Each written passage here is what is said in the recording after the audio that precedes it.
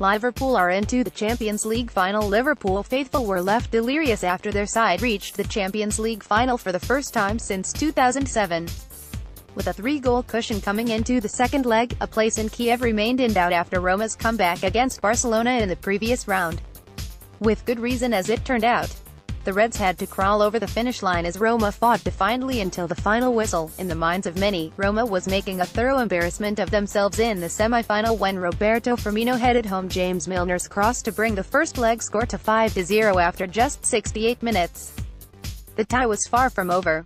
2 more goals were scored on the night to bring the full-time score to 5-2.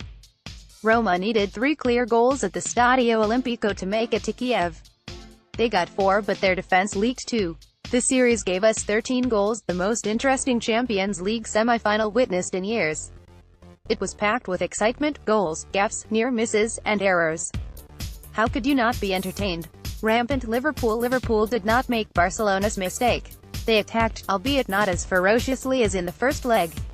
Over 180 minutes, the Reds potted 7 against an Italian side who had shown Barcelona the door in the previous stage. Liverpool fans celebrated 2 goals each from Mo Salah, Sadio Mane and Roberto Firmino. Georginio Wijnaldum provided the 7th. James Milner got in the act too, but his headed goal came at the wrong end. Barca failed to score at the Stadio Olimpico in the quarter-finals. Liverpool had won within 9 minutes. Raja Nainggolan's ill-advised blind pass allowed the Reds to counter with Sadio Mane finishing. Roma weren't far behind. 6 minutes later, a clearance hit James Milner in the face and found goal to square the game at 1 and make the aggregate 6-3. On 25 minutes, Georginio Wijnaldum set the Giallorossi final target, giving the Reds a 4-goal aggregate lead. Jurgen Klopp's side was a joy to watch, soaking up Roma and assaulting Alisson Becker's goal at will.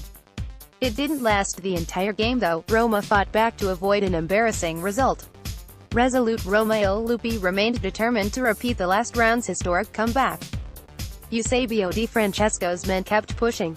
Their reward was a respectable scoreline at the end of the encounter. Roma gave us 5 goals to relish, and an own goal they can claim. In the first leg, Edin Dzeko scored a late consolation and Diego Perotti slotted home a penalty to keep Giallorossi hope alive coming into the second game. At the Olimpico, Dzeko scored again, as did Nainggolan, who claimed a late brace in a desperate effort to make up for his early gaffe. The Belgian success came too late, on 86 minutes, then 4 into stoppage time. Still, Roma's resolute performance ensured that the 7-6 aggregate defeat looked more like a penalty shootout loss than the whitewash they had faced at Anfield. Standout performers over both legs. Mohamed Salah, the Egyptian, was kept quiet for most of the second leg, but he dismantled the Giallorossi in the first with 2 goals and a couple more assists. Liverpool still had a job to do in the second leg, but the critical damage had been done by their talisman, Sadio Mane. With Salah always getting the headlines, it's easy to forget Mane already has 9 goals in 10 appearances in this competition. The Senegalese got 1 in the first leg and another at the Stadio Olimpico to sink Roma. Trent Alexander-Arnold, the 19-year-old Englishman, has had a brilliant campaign since Jurgen Klopp gave him an opportunity. As with Manchester City, he shone against Roma. He made an uncharacteristic error in the second leg, but is the only member of the Liverpool defence who gets a mention. What do you expect when they conceded 6 goals over the 2 legs? Raja Nainggolan, the Belgian, tried to carry his team on his shoulders. He couldn't do it with the Merseysiders nipping at his heels. Yet, it's impressive to note the heavily tattooed footballer scored twice in 5 minutes against Liverpool.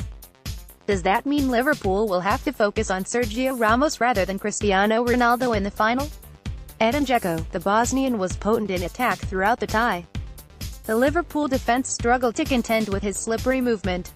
He was rewarded with 2 goals, although he should have gotten more. Patrick Schick, here is a player who was a nuisance to Liverpool from the moment his manager sent him into the fray in the first leg. A full 90 during the second leg, he completed 5 dribbles and found pockets of space to exploit the Anfield side. Schick should have scored in this tie. Had he played the entire 180, he may have, and Reds fans would be singing a different tune. Edin Dzeko has now scored in 5 consecutive Champions League knockout games. Soccer ball vs. Shakhtar, soccer ball vs. Barcelona, soccer ball vs. Barcelona, soccer ball vs. Liverpool, soccer ball vs. Liverpool. Put that out. 8:57 p.m. the 2nd of May 18.